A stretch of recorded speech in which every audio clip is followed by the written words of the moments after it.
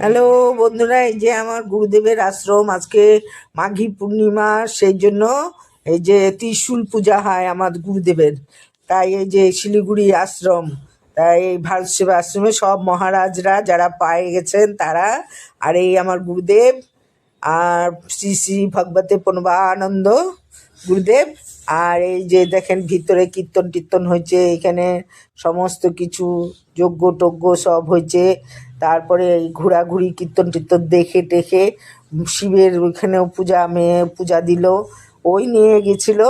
তো নাহলে তো যাওয়াই হয় না আমার।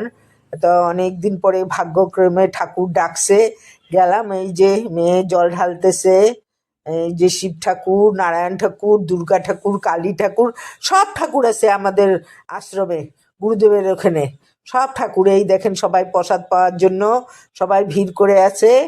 আর এই যে এখানে সব মহারাজরাও বসে আছেন, তারাও সব এখানে নমস্কার করতেছে মহারাজদের আর আমার গুরুদেবের চরণ। আর এই যে প্রসাদ পেলাম, আমরাও প্রসাদ পেলাম, প্রসাদ নিয়ে তারপরে আমরাও ওই যে তারপরে প্রসাদ নেওয়ার পরে ঘুরে টুরে একটু চারিদিকে দেখে আর মনে হচ্ছিল না যে বাড়িতে ফিরি। তো কি করব, বাড়িতে তো আবার আসতেই হবে, সংসার ধর্ম তো বড় ধর্ম, করতেই লাগবে। তো যাই হোক, এই প্রসাদ টসাদ দিয়ে টিয়ে আমরা চলে আসলাম বাড়িতে।